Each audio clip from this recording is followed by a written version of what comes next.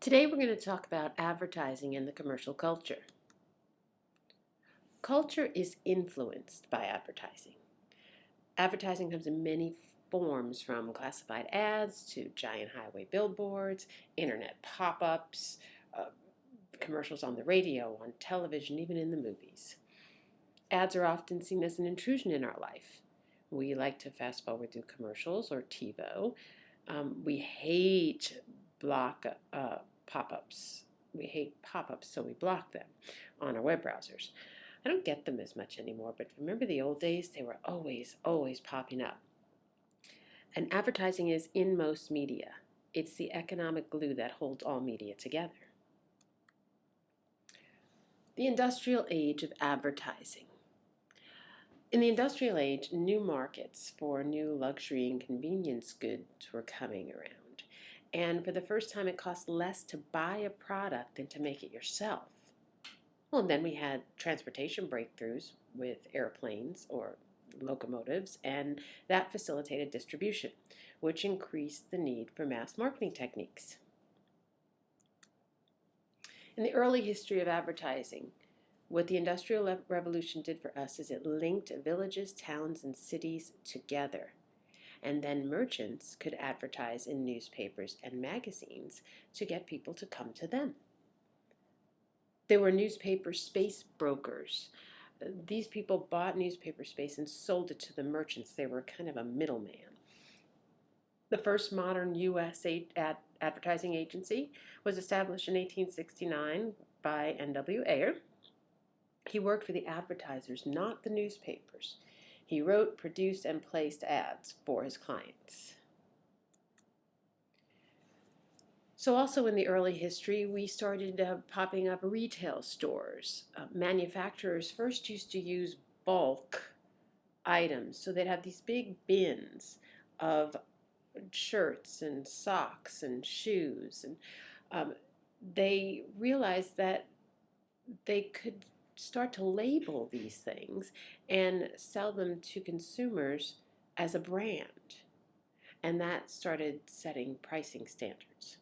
The first brand was Quaker Oats. Advertisers began developing industry codes in a reaction to the outcry over patent medicines' outrageous claims. These guys would come around and say that their medicines could cure anything, and there were no rules to stop them. Then Congress passed the Food and Drugs Act of 1906. Department stores used 20% of the advertising.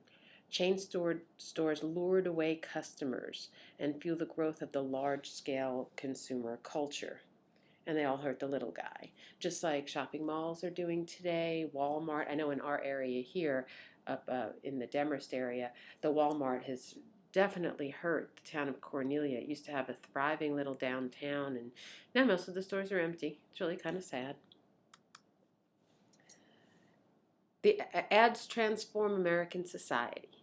They stimulate consumer demand for products, creating new markets. Many people are hungry for new technologies that will make life easier and better, like vacuum cleaners and washing machines and cars, for that matter. I can't even imagine what I'd do without a washing machine. If I had to hand wash my clothes and put them out on the line like my grandmother used to do, I'd have very dirty clothes. Ads also influenced American values, such as what defines a good wife. Think of the 50s and even early 60s ads. The ads were tailored to women, featuring emotional and irrational content. Mr. Clean became a hero. And in the ads, it would show a grateful woman about how he saved her time and the shame of a dirty house. Here's a few ads that I found that I thought were kind of cool. So look at what this says. Take 1 glass of Coca-Cola when weary with shopping. It imparts energy and vigor. Here's another one. These are really interesting ads. They think of Pond's now as a cold cream. It was something used for athletes to limber up their joints and make their muscles quick and active. This ad, just take a good look at this ad. Okay, so it's Ivor revolvers, it's guns, and it says, are not toys. They shoot straight and kill. You may need one only once in your lifetime. Buy now so you will have it at that time. They're $6. And he's got his little kid playing with it because they're absolutely safe. No accidental discharge, but would you put a gun in your kid's hand? Crazy. Here's Jell-O, which is showing the affluent lady and then the less affluent lady making the Jell-O. Even if you can't cook, you can make Jell-O. So I think what it's saying here is the rich lady can't cook, but she can make Jell-O. These ads, it's really funny because the lady on the right they're saying you don't want to be too skinny. So how to gain 25 pounds. I don't know about you ladies, but I don't think that's ever been a problem for me. But it's ironized yeast adds pounds to you. The funny thing is that the girl on the right, she doesn't even look that much different to me than the girl on the left. I think they just angled the picture a little differently. And then the opposite, lose weight. Lard be gone. The easy way to lose weight. And look, now with live tapeworm eggs. Okay, look at the box. My goodness. So, early regulation efforts. The Better Business Bureau was created. It monitored deceptive advertising. And then came the Federal Trade Commission. They monitored abuses of ads. And the Audit Bureau of Circulation, the ABC, monitored circulation figures of newspapers to decrease fraud. So newspapers couldn't tell an advertiser, oh yeah, we sell 10 million papers, so you should advertise with us. No, that's what the Audit Bureau of Circulation did. They controlled that. The War Advertising Council, this was organized at a time when advertisers weren't looking so good. As you saw by the advertisements we just saw, people started to not believe them. They started to not trust them. So they created this War Advertising Council. It organized World War II bond sales. They had blood drives. They rationed scarce goods for people. It made advertisers look better. It became the Ad Council after the war, and this group produces pro bono free work through public service announcements for nonprofit organizations. And then there's the National Association of Broadcasters. They banned the use of subliminal ads in advertising because it used to be they could put just if you put one frame of something like drink Coke in the middle of a movie, people would be getting up and going and buying Coke, and we deemed that illegal, brainwashing, so they weren't allowed to do it anymore. And this was a demonstration that the industry was willing to self-regulate itself. Visual design came from Europe in the 1960s. It becomes an integral part of advertising. We want it to look nice, it needs to be pretty, and that was inspired by European designers for TV and video. Advertising agencies started to grow. These mega agencies offered a full range of services from public relations to ads, TV, radio. Some of these big companies are named here, Omnicom, WPP. These are big, giant agencies. And then there were the boutique agencies that personalized their service for very few clients, so they'd only take on a few clients, but they do all their work for them. The golden age of television. Well, the golden age of advertising, the age of TV. This was a big product positioning era, and it was after World War II. It was in the 1970s. Product differentiation. It's different than the competition due to the quality, variety, and convenience. So you had to show how you could have the same, I don't know, toilet paper, but yours was better because you could squeeze it. So Charmin, if you could squeeze it, it must be better, right? Marketing segmentation, a unique group of people for specialized products. So like Cadillac, they would sell ads to the wealthy, or they would make it, if you drove a Cadillac, you were upper class or upper scale. And then there's unique positioning, ranking against your competitors. And examples here are like 7-Up was the Un-Cola. And Volkswagen, I don't know if you guys are old enough to remember Think Small. I think I have that here somewhere. I'll show it to you in a minute. So positioning strategy. how the brand ranked against the competition in the consumer's mind. This strategy was an effective way to separate a particular brand from its competitors by associating that brand with a particular set of consumer needs. An example, a company tries to separate its brand of cereal by associating it with being healthy, or like the Special K. The K looks like the woman's body and she loses weight because she eats Special K and she's healthy. And then there's the unique selling proposition, features that differentiate it from the other competitive products. Here's the ad. It was Think Small. I love this ad. It was also a TV ad besides a print ad. And the guy would get into the tiny little Volkswagen and then he would drive away. And as he came towards the screen, the car got bigger. But it was about thinking small, save you on gas. I don't know. I was a Volkswagen driver my whole life up until now. I have a Yaris.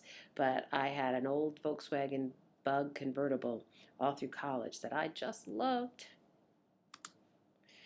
Subliminal advertising. I spoke of this a few minutes ago. It's disguised messages inside TV ads. They register in the subconscious mind. It fooled people into buying products and was eventually banned. Research has proven them to be no more effective than regular ads, but here's a little thing about that. My name is Jeff Warwick. I'm a filmmaker, and the truth is, subliminal messaging is real. So the truth about subliminal messaging is that since the late 50s, advertisers have really been trying to influence us on a subconscious level to get us to buy products. The key in subliminal advertising is to hide it so well that you cannot possibly see it unless you are really looking for it or you know what to look for. Subliminal messaging is everywhere. It's not just in advertising. I mean, it's in music, film and television. It's in politics, pop culture. You can choose to believe that advertising in general has no effect on you. But why would they spend billions and billions of dollars on it if it didn't work? If you have any question whether subliminal messaging exists, let me show you this. Here we have a Gilbey's London Dry Gin ad. But if you look carefully, the letters S, E, X. So here's a new Wendy's logo. And the message they're trying to convey here is home-cooked, fresh food. And how do you convey that best? By hiding mom. Just like good old home cooking. Here we have a traditional pack of Camel filters. Look a little closer. That is a penis. The advertisers know exactly what they're doing. It's very specific. It's there to get us to buy the product. If it even sells 1% and they're advertising to millions and millions of people, that's hundreds of thousands of dollars. My name is Jeff Warwick. I'm a filmmaker, and the truth is, subliminal messaging is real.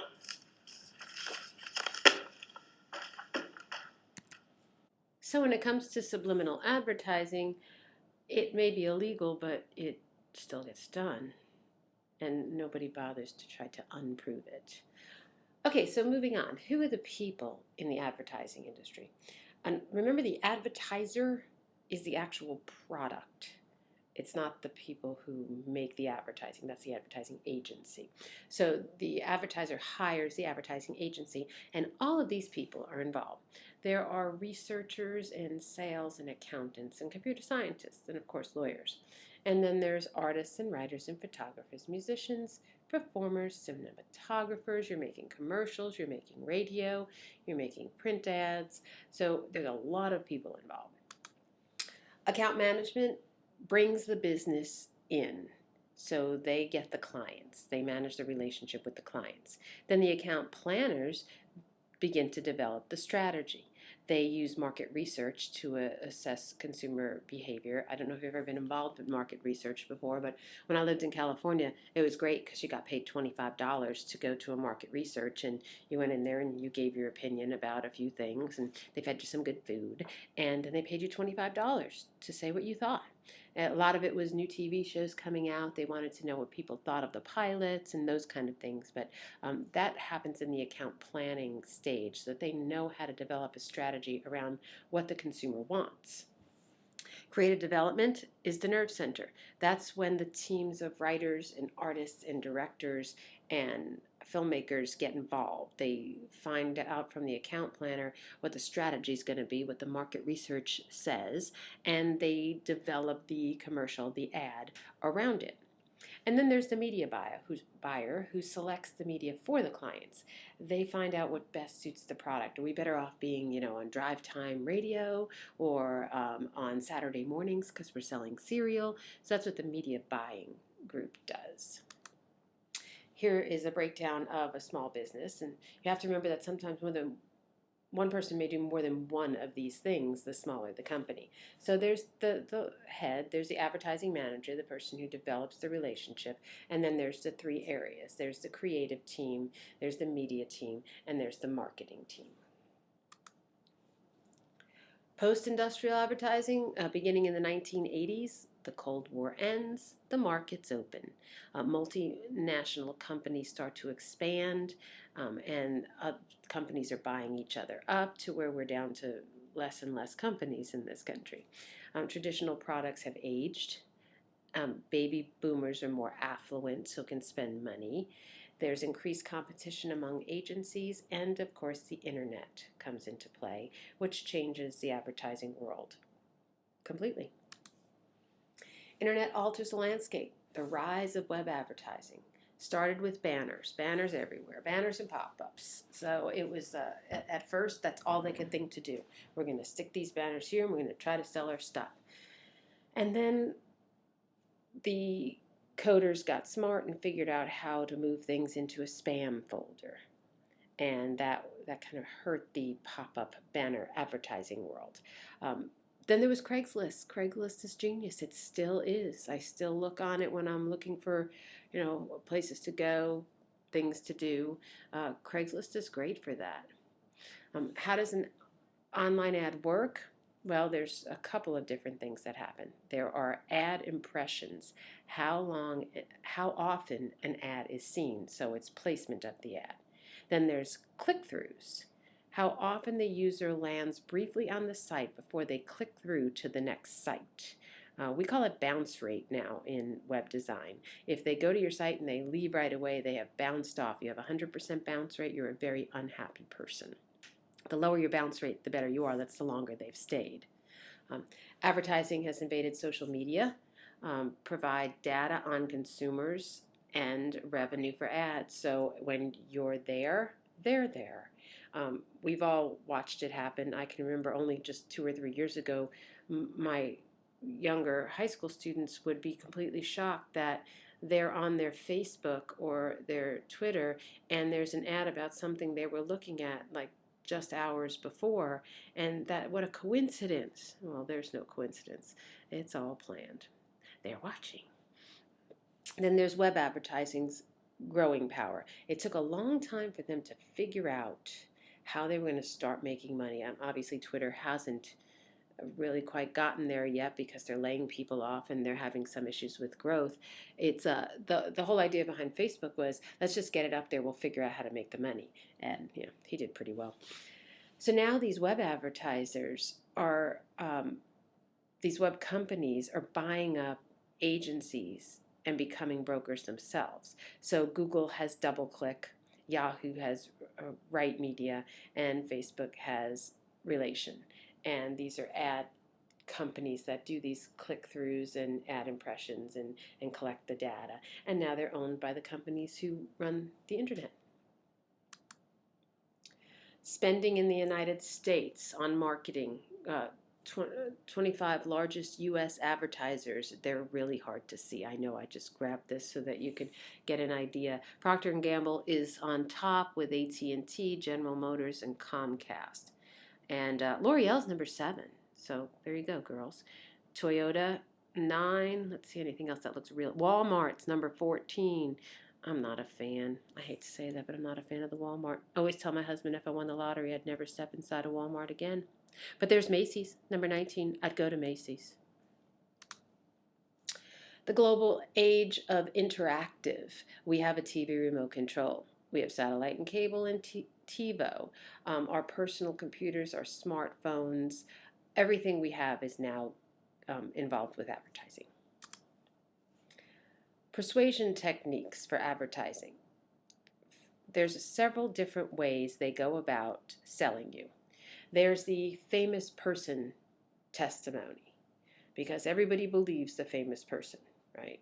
They endorse the product, but this can help or can hurt you, because if the famous person suddenly finds himself in a position that he's not so famous anymore, he's done something wrong. Right away, I think of O.J. Simpson. He was the Hertz guy running through the airport. Everybody loved O.J. And then, he had some issues. And then everybody realized we better get him off of our commercials. So it could help or hurt. There's the plain folks pitch, products associated with simplicity. And I love these GE Imagination at Work commercials. I don't know if you've ever seen them, but you're going to see one now. For all technical achievements, we are indebted to nature. We gain inspiration from nature. We draw the most progressive ideas from nature that lead humanity to the path of development. Those put by other means commonly do harm. For that reason, we went back to our roots. To be more exact, to leaves. We present you an Energy 3. Some trees has their leaves and branches arrangement involving Fibonacci sequence, which probably makes photosynthesis much more efficient. According to this, we recreated the tree crone. An aggregate with special solar batteries developed by Sphero Power Company, energy increment index were almost quintuple in comparison with similar in area silicon solar cell array. What does it mean for us? It means that we are not slaves to such energy sources such as receptacle or car cigarette lighter anymore. It can be ready at hand, come in useful in a road trip.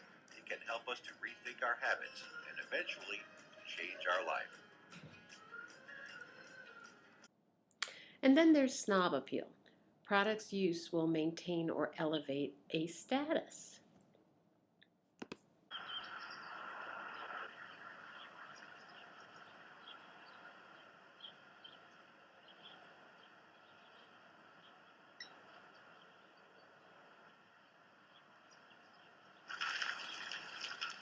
Pardon me, would you have any Grey Poupon? But of course. Grey Poupon, one of life's finer pleasures. A few more persuasion techniques is the bandwagon effect, that everybody's using the product. It's America's favorite. It's the best. Then there's the fear factor appeal. Plays with consumers' insecurities. Like an example would be the fear of personal hygiene problems. Do you smell bad? Aren't you glad you use Dial? Don't you wish everybody did? The irritation creates brand recognition by being annoying. Examples, people screaming. We had Crazy Eddie when I was younger. The famous people idea can go really wrong.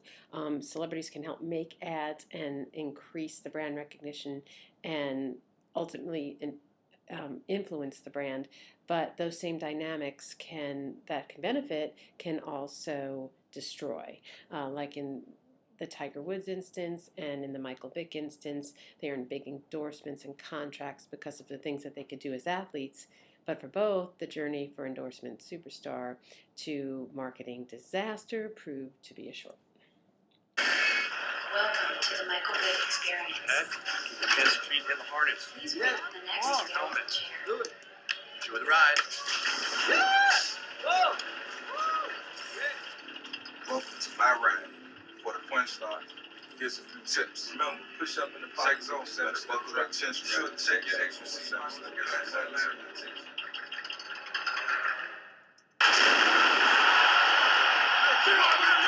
Urlacher and Brooks showing blitz.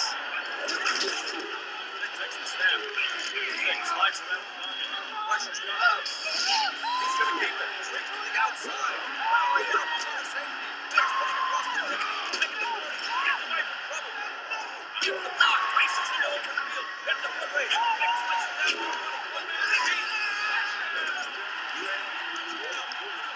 Well, that's not in the playbook, but it should be. I really do love that Michael Vick commercial. But sometimes advertisers rather use people like Mr. Clean, the Maytag repairman, or the Burger King, because these people will never embarrass them. because these celebrities don't really exist, only in the ad, so they create them.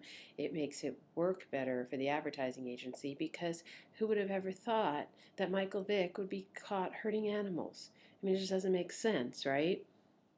And aren't these people, these characters like Mr. Clean, better than Michael Phelps, toking on a bong, or Chris Brown beating up Rihanna? And speaking of Chris Brown, here we go. Chris Brown dancing with his gum.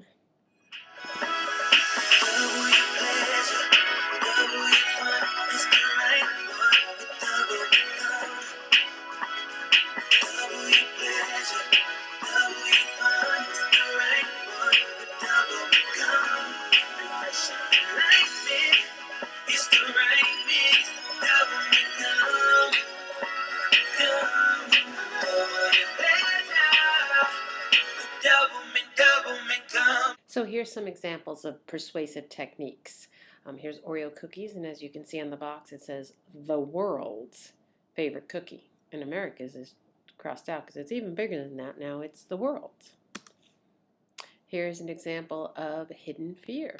Today's the day all the parents go to school to meet the teacher, and I'm the teacher.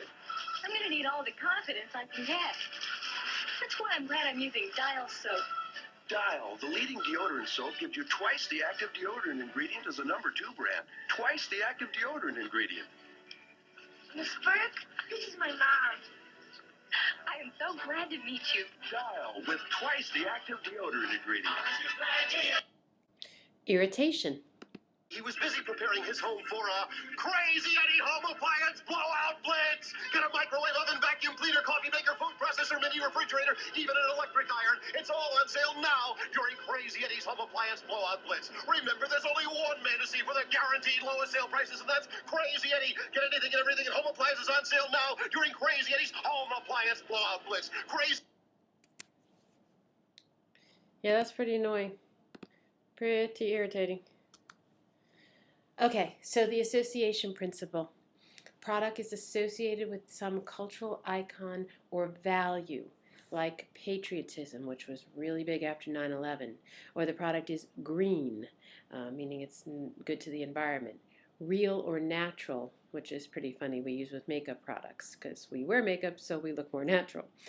Coke is the real thing, or the Marlboro Man. He was a big, rugged man on a horse, and if you smoke cigarettes, you could be just like him. The products are sometimes linked with stereotypical characters or caricatures, like men being idiots because they can't cook or do laundry. We are starting to get a little away from that. They would show how dads couldn't even change a diaper, but I think we're getting a little more hip and modern with those commercials. Storytelling, it's another way to go.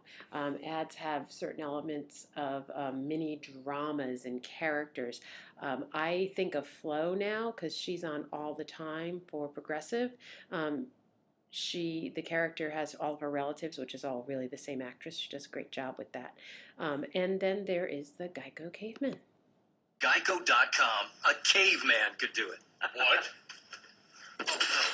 Not cool. I did not know you were there. I didn't know I could say. It's so easy to use Geico.com. A caveman could do it. What's that supposed to mean? Do you hear that? That is really condescending. At Geico.com, you can handle all your car insurance needs online. It's so easy, a caveman could do it. Seriously, we apologize. We had no idea you guys were still around. Yeah, next time maybe do a little research. Gentlemen, are we ready to order? I'll have the roast duck with the mango salsa. I don't have much of an appetite, thank you.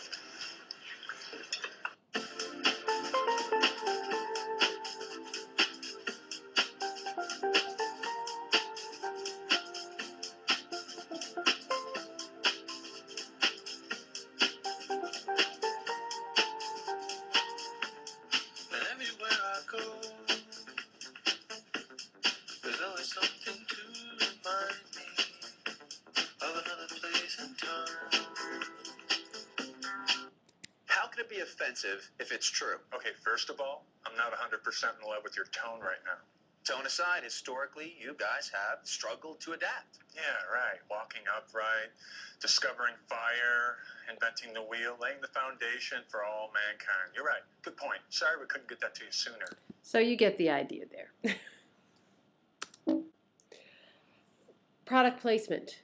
Placing ads in movies, TV shows, video games. They're used as a prop in many cases, like Burger King and Iron Man, Diet Snapple and 30 Rock, the Volvo in the Twilight movies, all product placement. There are watchdog organizations calling for consumer alerts of product placement so that the consumer is aware that it's being used as advertising. But the FTC has rejected it, and the FCC is totally unresponsive because they know it makes a lot of money.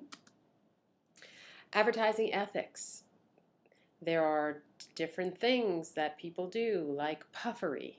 Puffery is exaggerated claims, not necessarily lies, but very exaggerated claims. We have to be very careful to advertising to children. That is the one thing that the government protects. And advertising legal but unhealthful products that, like cigarettes, that is controlled. Industry. I'd like to say that creating the natural label is an art, but it's not. It's just not. Your product may contain growth hormones and antibiotics. Just throw that word natural on there. Maybe add a picture of a barn. By adding natural to your package, you increase purchase intent, and then people think you're just as healthy as organic. We pride ourselves on this kind of confusion. Your product may be very heavily processed, but what, a barn? It works every time. There are those who may question the effectiveness of the natural label. Believe me, we tested more truthful alternatives, all right? Nobody wants to buy chips that are kind of natural. Yogurt with one thing natural. 10% natural salad dressing. Made with partially natural stuff. Not effective, but all the work that we did do wasn't a complete waste of time because we were able to come up with some very powerful modifiers. All natural. And his big brother, 100% natural. And now we're coming up with ways to make 100% natural a little better. We're taking it to a whole another level. Scientists were recently able to take the genes from bug-killing bacteria and cross them with the genes of corn to make the corn pest-resistant. It's true, totally true. You can Google it. I know some people are like, that is disgusting. How dare, what on, oh. They think it's unnatural. Well, right now it's on the shelves as 100% natural. So, but if you ask me, by genetically combining two organisms, that's 200% natural. Food companies come in here and they think they have all sorts of problematic issues, right? They're worried that their product is so processed that it bears no resemblance to anything actually found in nature. Right? It's full of hormones or chemicals or ingredients that nobody can pronounce, not even them. I love to see the look on their face when I tell them, hey, you know what? None of that matters. The FDA has said that we can put the natural label on pretty much anything. Although my favorite part is when I show them what their packaging will look like with the natural label. I love helping people. It makes me feel like we're a nonprofit. Only totally for profit. Money, money, money. But helping that's the best part.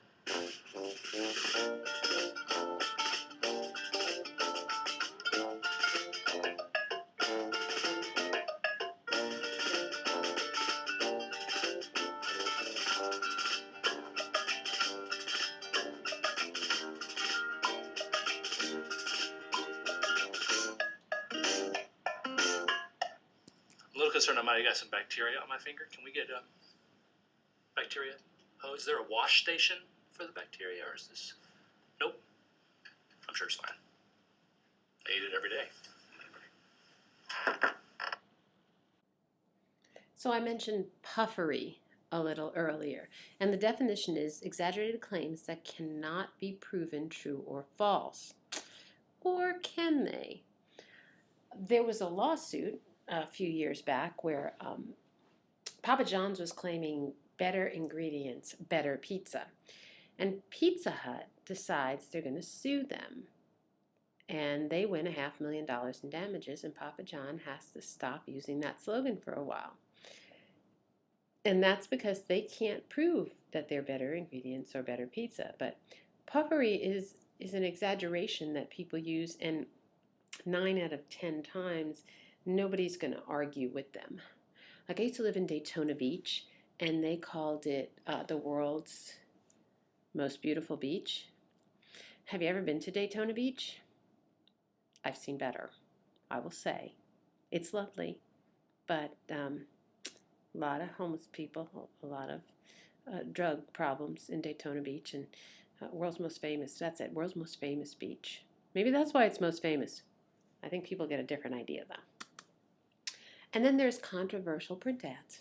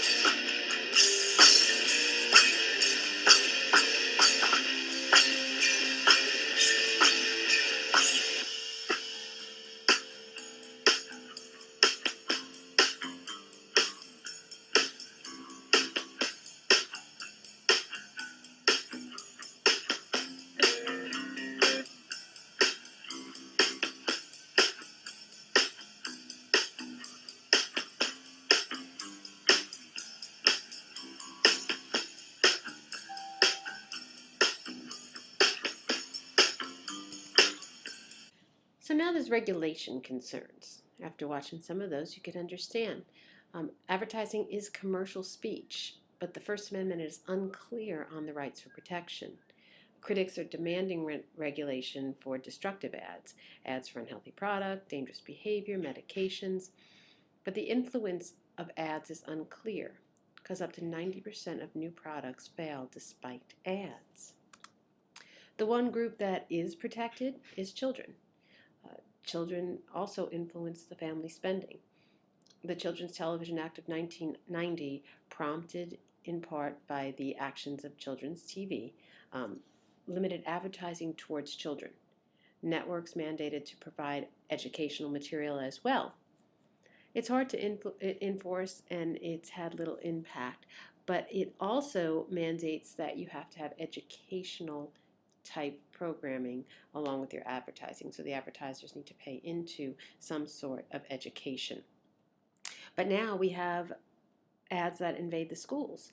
Channel 1, which is an organization who, here's what they did. They gave free equipment to the schools. Now, you know the public schools in our country are hurting for money, and they gave them free DVD players, Wi-Fi services, all the things that you need to show, of course, their products. And in return, they did 5 minutes a day of advertising straight to children in our public schools. Problems that are blamed on ads, there's many. There's anorexia, because we're showing unnaturally thin women, perfect looking models that no one tells you are airbrushed or filtered in lighting, and young girls think that they need to look like that. Then on the other end, there's widespread obesity in America because everything is full of sugar and soft drinks and fast food. And then there's smoking. Advertisements were previously targeted to kids with cute animals on the cartons, like Joe the Camel for Camel cigarettes. Drinking promoted through advertising. Ads tend to target minorities, like with Snoop Dogg. Ads link drinking to power and romance and sex appeal and athletic skill. And then there's prescription drug promotion, which we see a lot on television, and they have the list of all the terrible things that can happen to you if you take this drug. Some of them just, the oily discharge one is the one that would just stop me right in my tracks. But ads market the drugs directly to consumers, creating greater consumer demand and spreading limited and sometimes maybe false information. What do you think? Are advertisements and advertising agencies responsible for all these things? If we had different ads, would people be less likely to smoke? Well, does this stop you?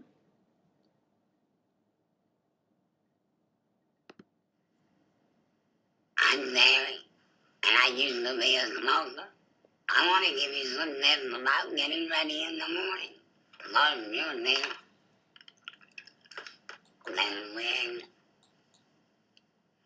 Then your head redefined. And now you're ready for the day.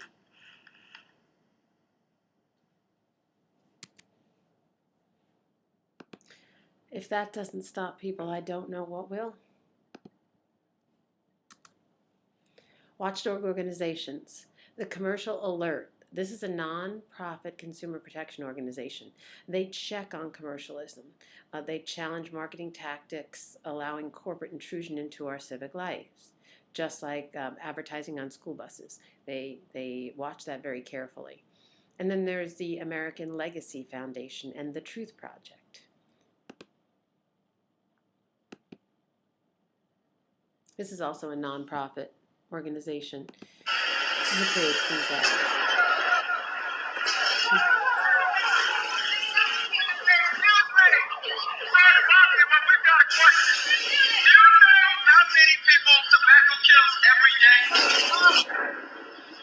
You know what? We're going to leave this here for you so you can see what 1,200 people actually look like.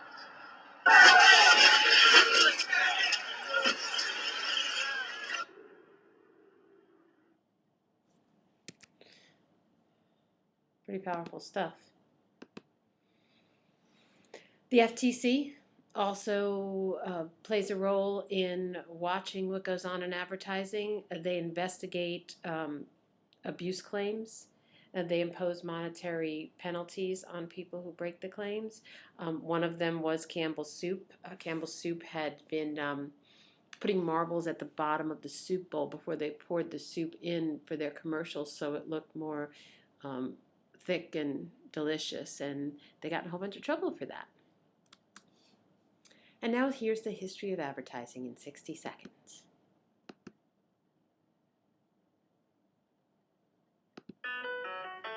Now, the history of advertising in 60 seconds. Advertising is as old as the human condition, but branded, product-based ads didn't show up until the 18th century when print advertising became the norm.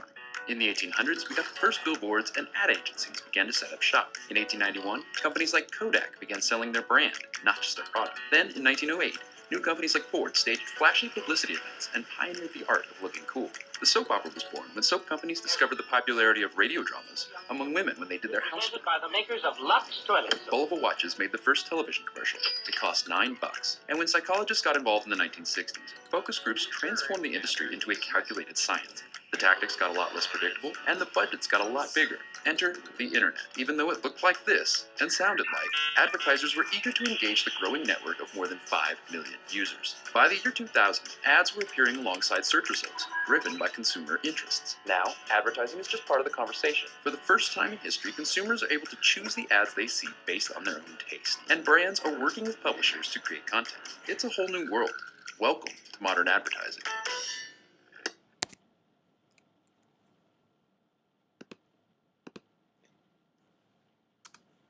And here's my favorite commercial.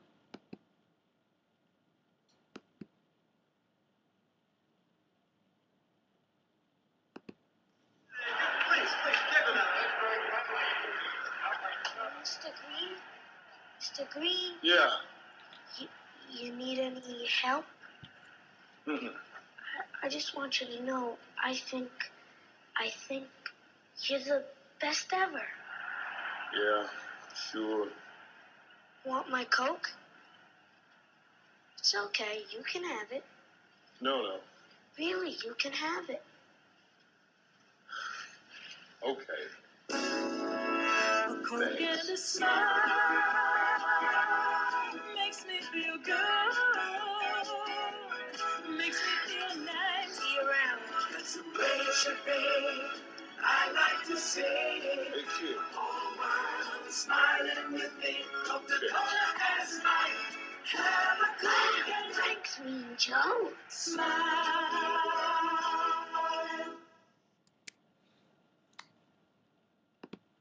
I just love that commercial.